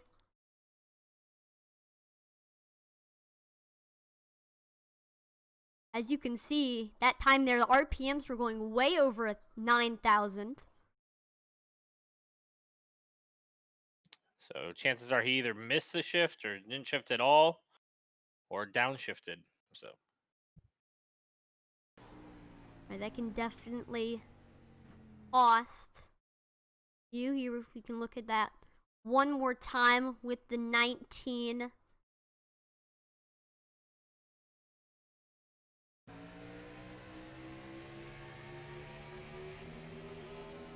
Yeah, I think it was definitely just missed it. tough break for Donald Sadusky. Yeah, when you see those that tachometer turn red and go 9999, that's usually not a good sign. I think That that's ended Charles the M. whole- Johnson in the 19, right? That was Donald Sadusky. Oh, you're right. It's Sadusky. You're right. You're right. Right, restarts are hard to do. I know in that test race on Sunday, I was having trouble with the restarts. It takes a lot of practice to really get it, so you can get it every single time. Who knows? You've been giving me hell for the last couple weeks because a few weeks ago in the Friday night league, I did the same thing, shifted from third down to second. So it happens. Mistakes are made. It does happen. Virtual engines, fortunately, are very cheap. And so are resets. Right now, if we look at last race, I forgot to mention last race's results. Mark Mann ended up winning it. John Staticos finished second. Kevin Freeze third. Gabe Butler fourth. And Rick Seabrands ended up finishing fifth, though Tracy Weaver, he led 38 laps but still didn't win the race. And that was a good race, and all replays are saved on Twitch, YouTube, and Facebook. If you want to check out that previous Super Speedway Kings race, it's going to be on there after this. Yep, so we got, what? We're going to have, 6 laps left to go here? They go back to green? Yes. I believe If they so. cross the line this time, they're going to have 6. So I believe they're going to have 5 when they go back to green flag racing. So 5 laps to go. And then right after this, starting at 9:45 Eastern Standard Time, the first race of the playoffs for the iOS Cup Series, guys. Man, stay tuned because that one's going to be a doozy as well. I know we'll see at least one driver from this series running right now there. I see Ian Martin over there. Yeah, and that's a fixed setup race, so he'll be okay over there. Actually, it looks like it's 7 to go right now. So when they cross the line, gonna be 6 to go. Yeah, alright, so you were right.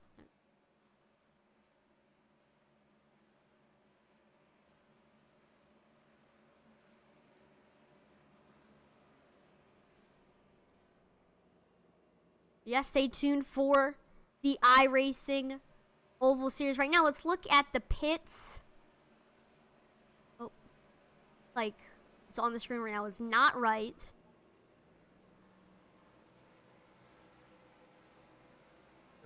We'll have to get that fixed. I know some of those pit strategies are a little off, so. Yeah, that one I think shows all the pits they've done, but you just So look we at have we're gonna say we have a brand new UI we're working with, so bear with us as we're learning it on the fly. Right, it does look nicer and cleaner though, so hopefully you guys are enjoying the new overlay. It reminds me a lot of NASCAR's overlays. You got the ticker on the top, and then we can put it like the tower on the side, as we have right now.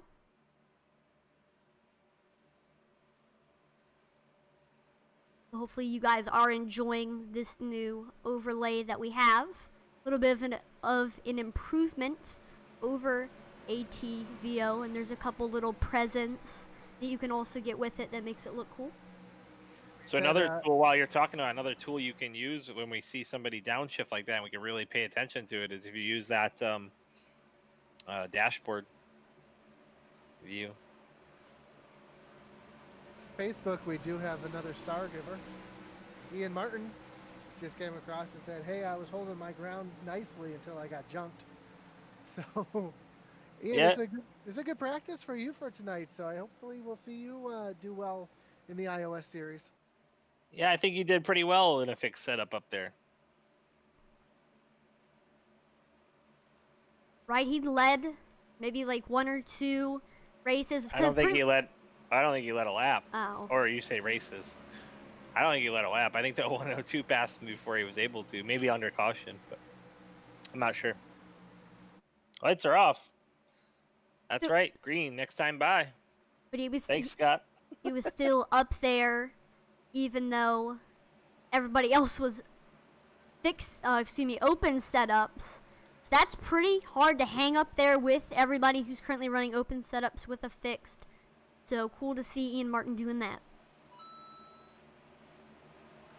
And we're gonna have just 5 laps to go when they cross the line here. It's gonna be a 5-lap shootout. Should make this restart very exciting.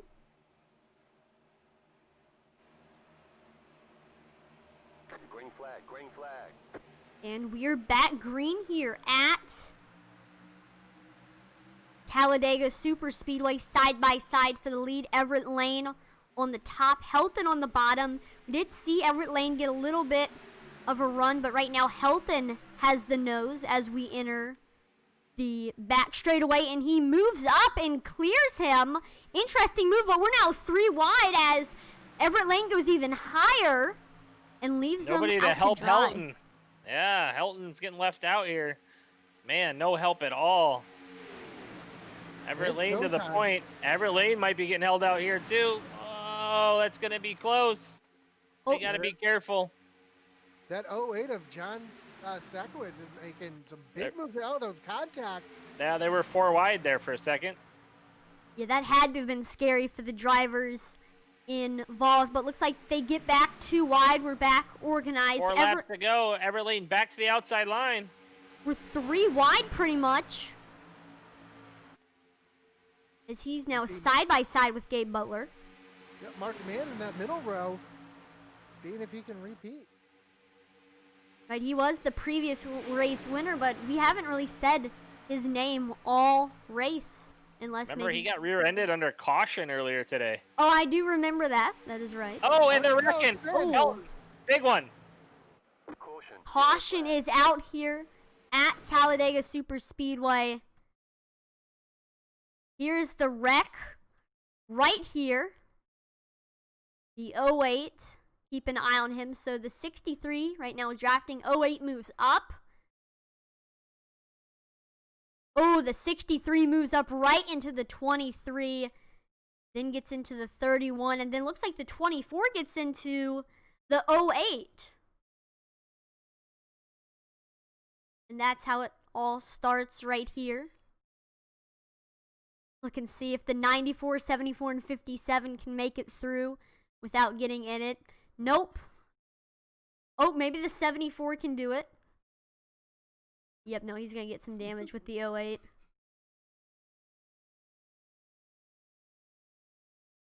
That was probably one of the biggest wrecks of the race. Took out a lot of front runners.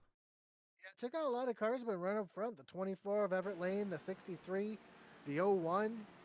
So, have to see if any of these guys had any resets left. I know they did have 2.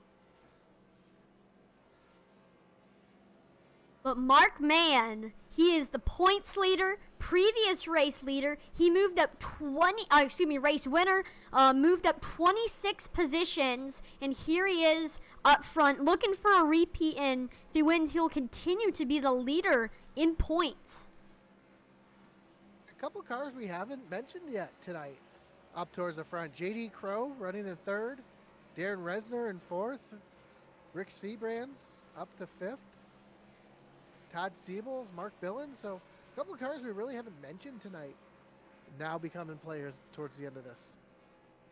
Right, that's what happens when there's a big one that pretty much wipes out half the field. So we have 1 attempt at the green-white checker. Interesting, so they don't want to waste this one.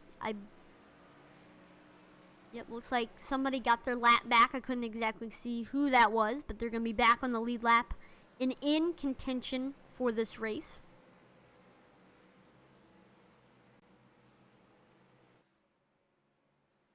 You're going to have Gabe Butler starting that outside row. And that 34 of Darren Resner now trying to give him a push. So we'll have to see if Gabe gets some help here. Or if Mark Mann's going to be able to hold him off and go back to back.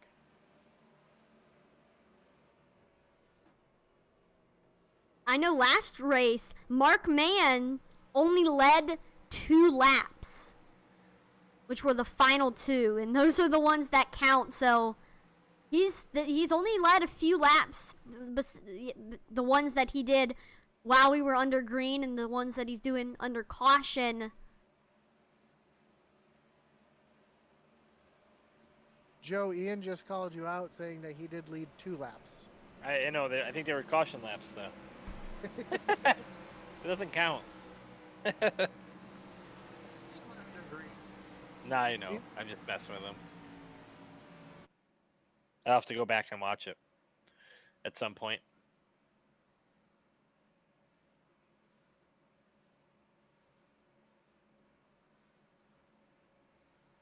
So, Atman, Yep. on this next restart, we can use the show driver input or show, yeah, I think that's the one. Dashboard. Or either one, but it's dashboard, I think. But dashboard will tell you what gear they're in, and it'll see them go through the gears. It's kind of a cool graphic. So here, yep, we got the dashboard up right now. Pace speed is about 64 miles per hour.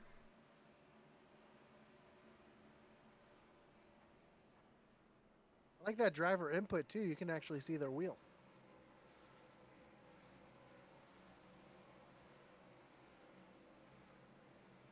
Yep, you can get both up at the same time, so that's pretty cool. But looks like while pacing 63 and in 4th gear is what Mark Mann is doing right now. Yeah, pace speed 65 miles an hour. Pit road speed 60 miles an hour. So they're going a little bit faster on track than you would down pit lane. But we'll see that speed rise as they come through the tri-oval and take the green flag.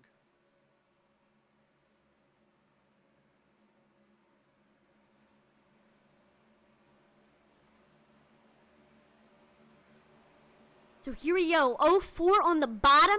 Gabe Butler is going to be on the top. The 17 of J.D. Crow. Darren Razor is going to be right behind them.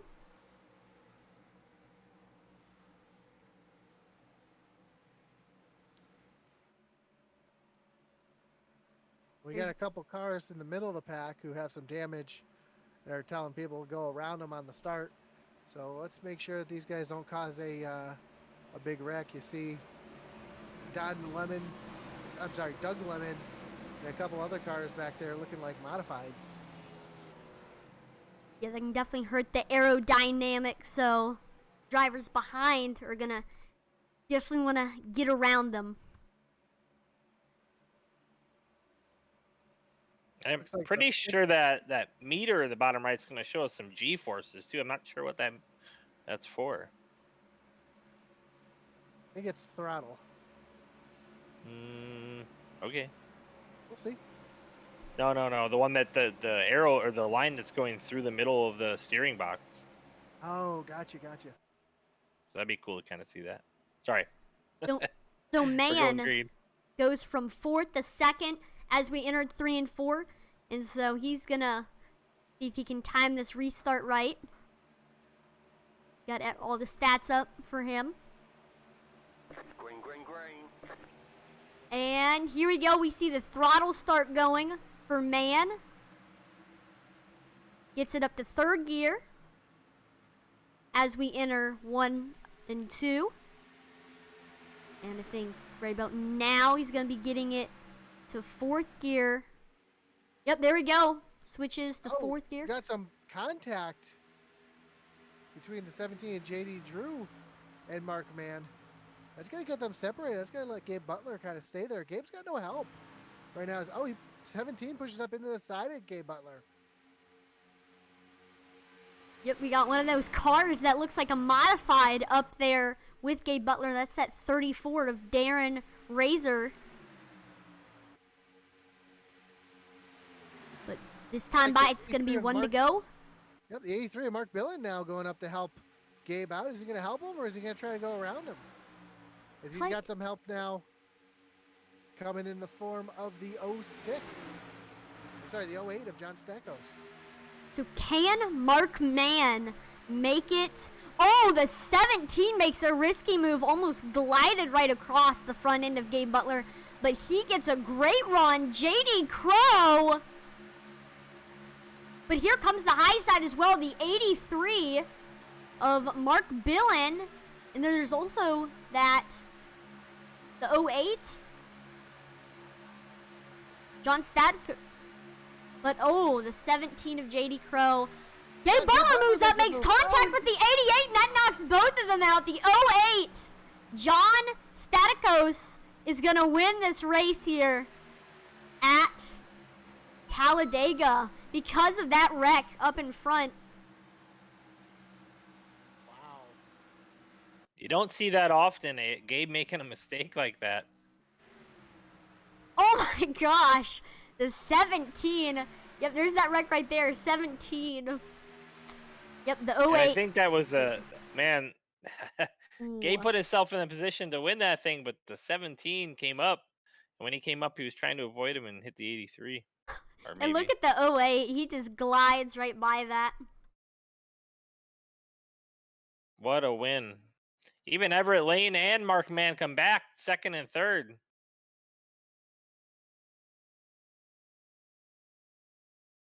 There goes the 83. He's currently sideways. The 63 of... There it is. That was the finish here at Talladega. John Statikos is your winner here at Talladega.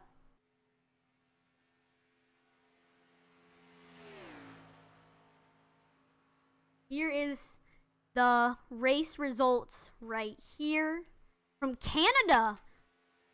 John Statikos is your winner. 2nd place was Mark Mann. 3rd, Everett Lane. 4th, Michael Loveless. 5th was Rick Sybrands. 6th, Gabe Butler. 7th, Todd Seibels. 8th, John Garrett. 9th, Kevin Fries. 10th, Patrick Groover. 11th, Darren Razor. 12th, Mitchell Wilkes. 13th, James Mayer. 14th, Randy Miner. 15th, Logan Helton. 16th, Doug Lemon. 17th, Mark Billen. 18th, Brian Pierce.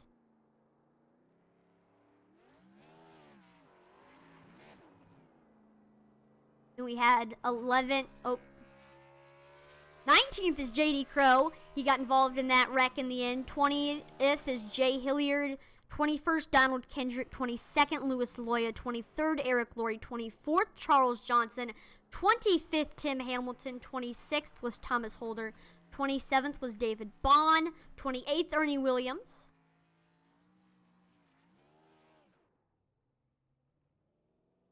We got 29th, Paul Witt. 30th was Tony Wright. 31st, David Overstreet. 32nd was Donald Sadusky. 33rd was Jesse Neal. 34th, Paul Flesher. 35th, Seth Groover. 36th was Ian Martin. 37th, Daniel Lewis. 38th, Jimmy Crow Jr.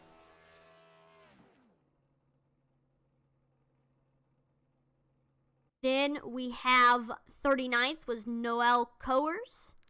40th, Tracy Weaver. 41st, Roger Buff. 42nd, Travis Turnmeyer. And finishing last was Rob Malone.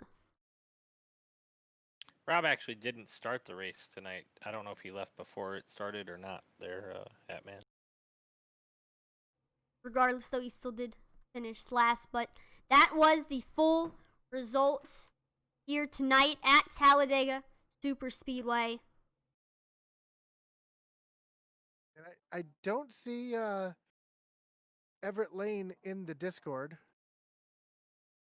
So I don't know if we want to pull in our second place finisher, Mark Mann. We're actually going to take a quick break so we can wait a little bit while we do wait for these Perfect. drivers to get in. So stay tuned and we'll be back with the driver interviews.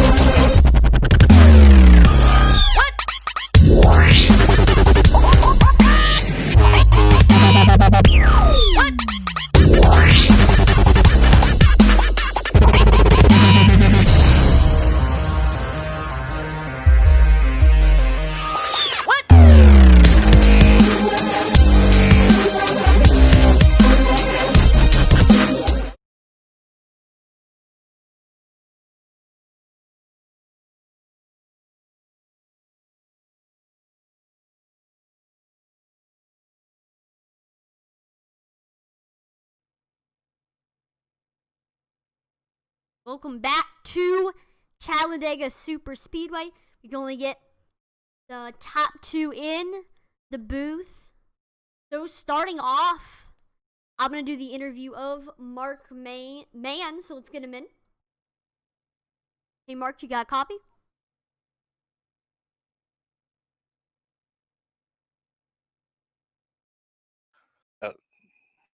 There we go.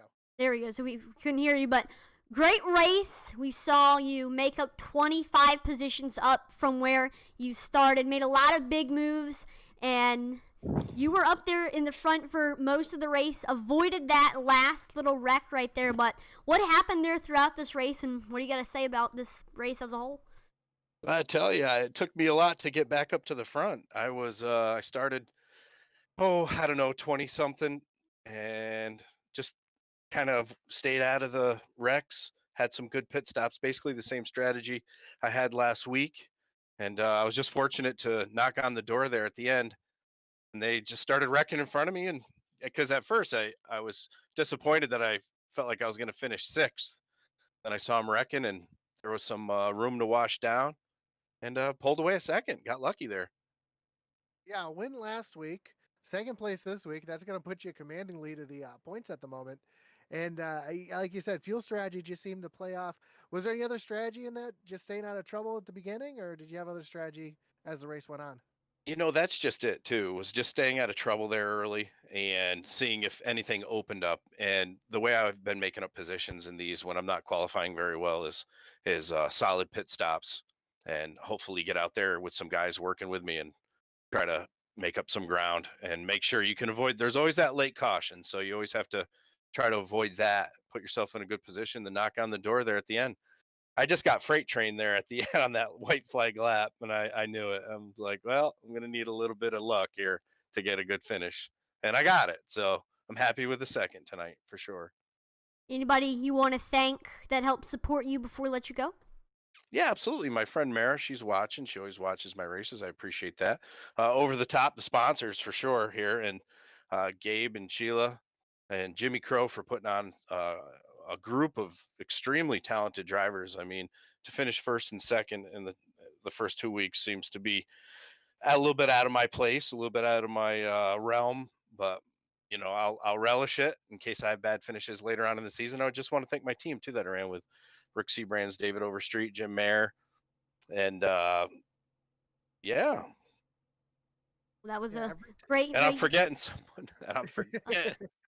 I feel so stupid. Oh, and Logan Heltland, of course. How can I forget the kid? Yeah, every time I watch you guys race, I wish I was out there running with you because I've ran with all these guys for many many years. But you guys put on a good show tonight, so again, congratulations on the second. Thank you, guys. Let's now pull in the winner of this race, John Stathakos. Hey, John, you got a copy?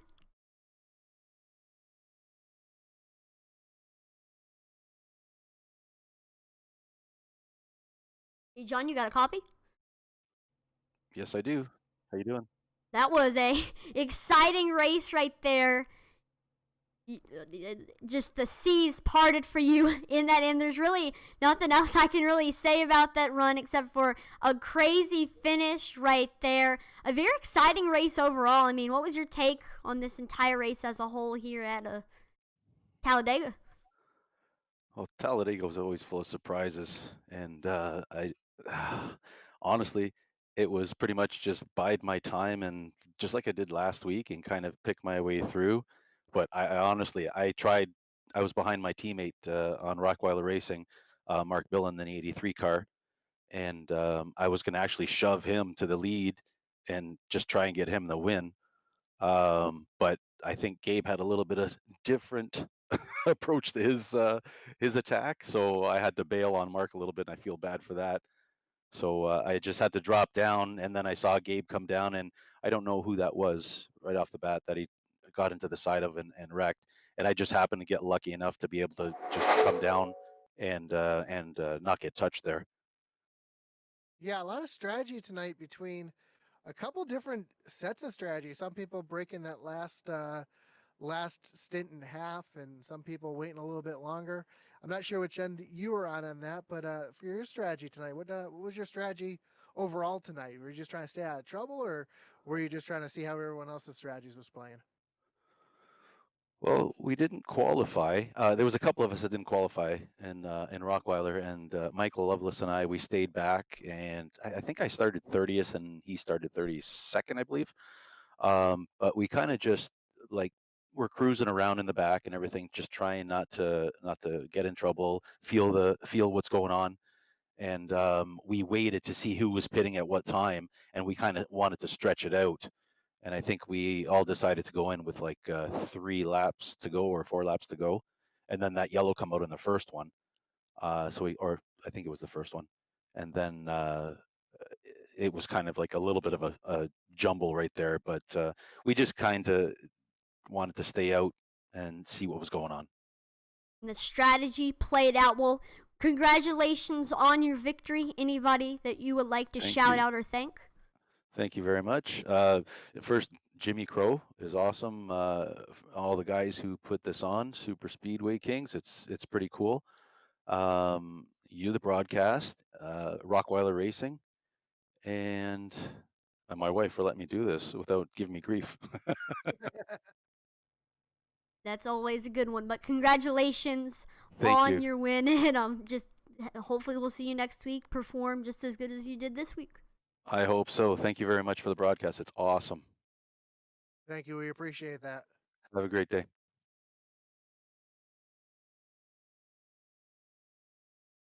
Well, that is it for the interviews, and I think that is going to be it for the race. Thank you for watching the Super Speedway King series, sponsored by Over the Top Designs here at Talladega Super Speedway. One more time, congratulations to John Stathakos in that number 08 machine. Thank you for watching. Please make sure to like, follow, and subscribe to Intensity Broadcasting on all 3 platforms, YouTube. And stay tuned. And stay tuned, because we are going to have the iRacing Oval Series come up next. So it's going to be only a couple minutes, so just take that time to use the bathroom and then come back to watch that iRacing Oval Series. But overall, thank you for watching. Also, check out the Twitter, Intensity Broad 1, and hopefully we'll see you at the iRacing Oval Series. Over and out.